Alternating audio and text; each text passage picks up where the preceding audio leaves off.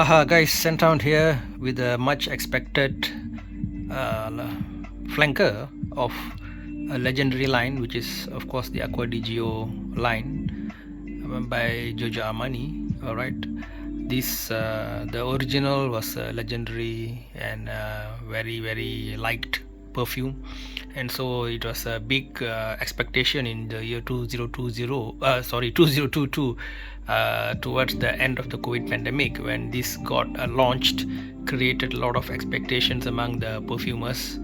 And why do we see this guest star here? Why do we see this featuring here? This is because I found that many people, many reviewers sort of look down on this Abercrombie and Fitch First Instinct together.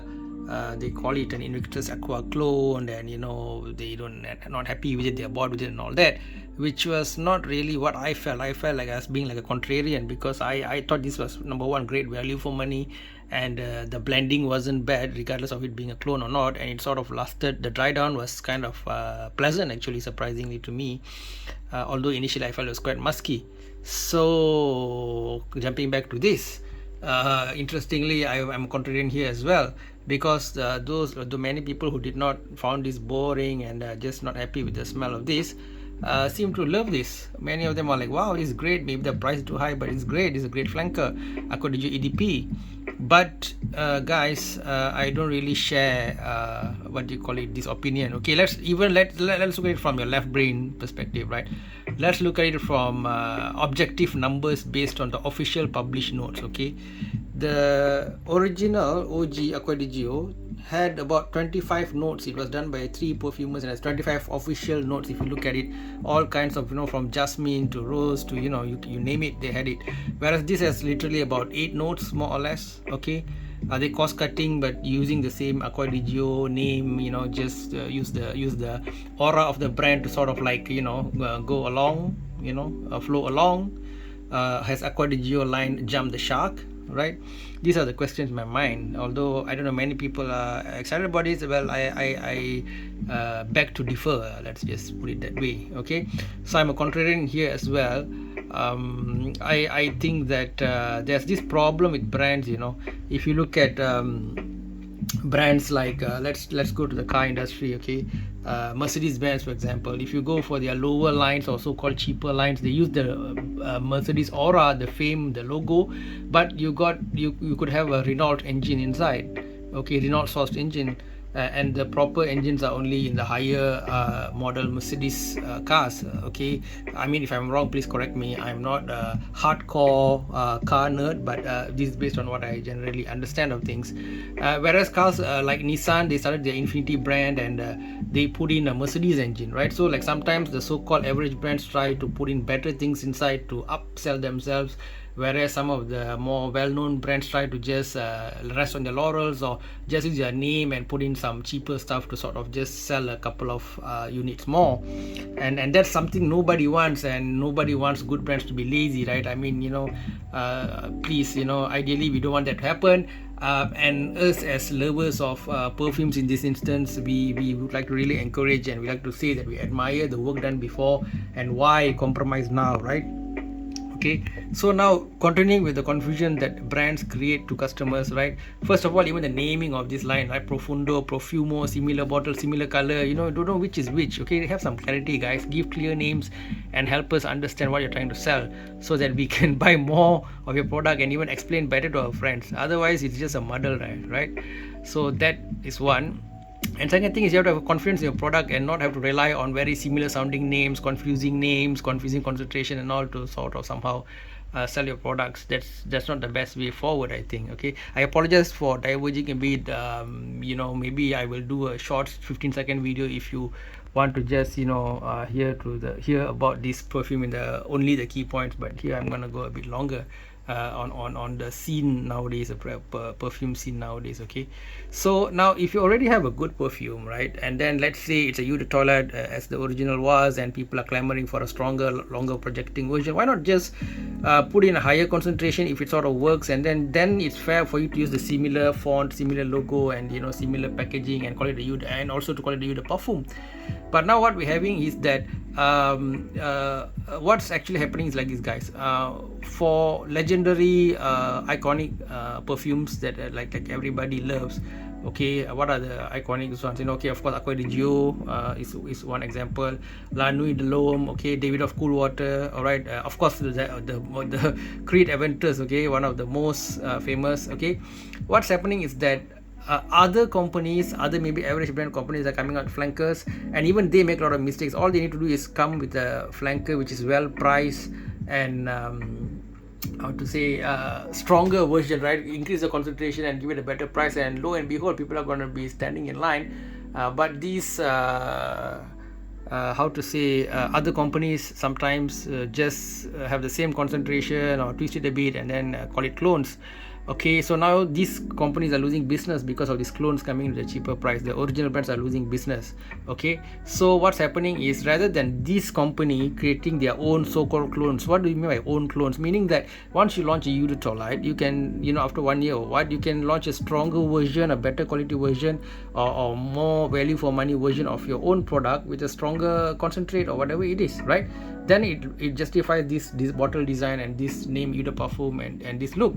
But what's happening is that the original companies use these similar names, and then when you spray it on, it's like, wow, this is like a totally different thematic perfume, but it's called a flanker of a certain original. Okay, I'm sure you guys can give a whole list. Please do so in the comment section. And then you are like, if you go and blind buy it, or you buy or you go with an understanding, and you're confronted with something that quite radically different. Okay, so I mean, I got nothing to say about this. Why original companies use similar packaging, similar names, call them flankers, and come up with something that should be actually launched.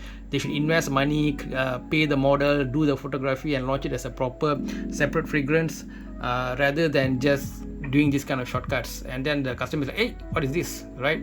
That's the error that these companies are doing. Whereas the clone companies, they are doing what the original companies should be doing. So we got this kind of weird mess in our hands. Okay, so what to do, guys? You as customer, you just need to sort of use your nose. Don't blind buy. Go to the shop.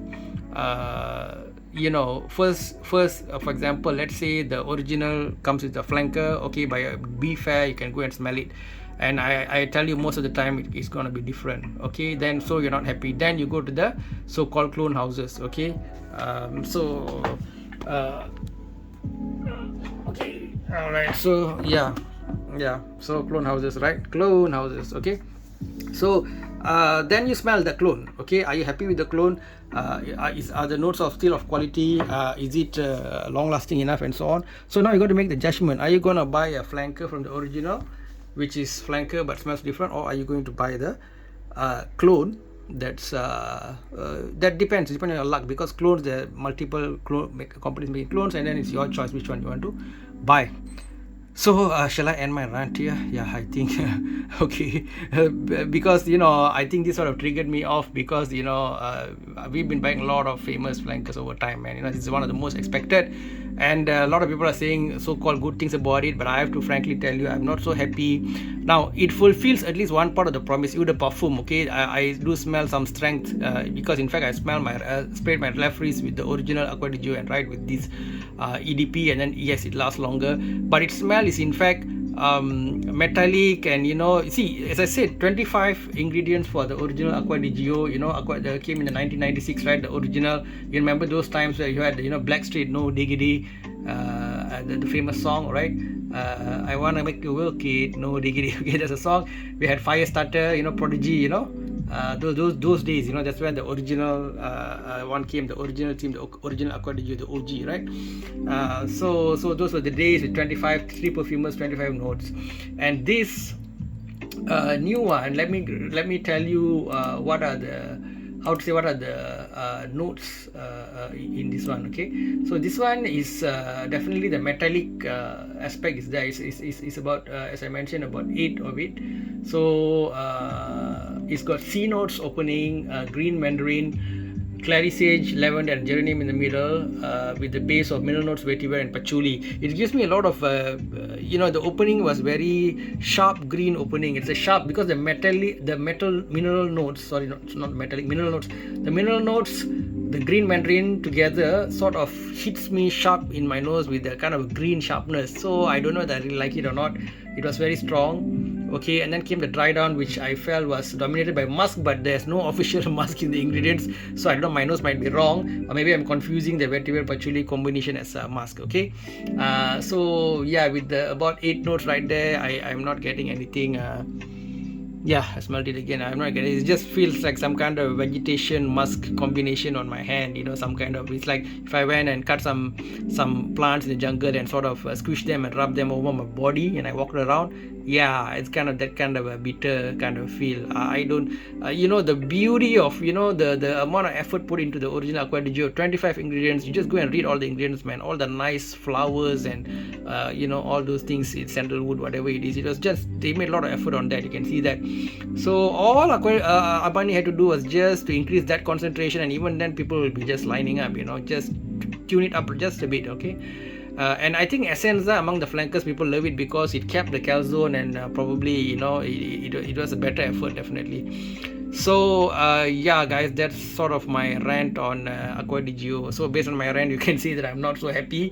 I'm being a contrarian compared to others. I feel this is more of like a vegetative bitter. Some people think mature. Yeah, you can call it mature. I might not want to hang out so much with the guy. It's too serious. If you're a boss in some place, or you want people to take you very, very seriously, that you are someone who's a cut and dry, a samurai kind of a person, very decisive, you want to project authority, then I think this will work. This will definitely work, because when they come near you, you smell like authority. You smell like somebody who would just how to say, you don't want the nonsense. You don't want to be talking rubbish. You don't want to be wasting your time. You want a decision, yes or no. Okay, so that kind of a hardcore boss person, yes, I think it'll work for those kind of people. But in terms of bottle itself, I think it's beautiful. Bottle is beautiful, evolution, I think. And then the cap, I love the black, the metallic feel.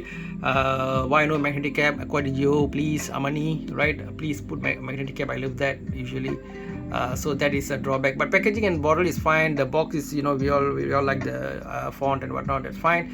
But the key point, the juice, is disappointing to me, guys. Okay, later I might do a more long-term review. I'll do a comparison with the original Acqua di Gio video, as well as this Hermes H24 metal, man. There's metal here, so it's also going in the trend of minimal notes and metal. And also, if you see, it also has all these what do you call it, this recycling thing. Where is that? Yeah, recycling thing. Okay, so you can see all the brands are going into the recycling thing, but do give us quality also as well. We do love environmental friendliness. We love the wooden feel of the cap, the whole Mother Earth vibe, but don't be cynical and cut down on the notes, and try to save cost with your recycling thing and give us a not so great product.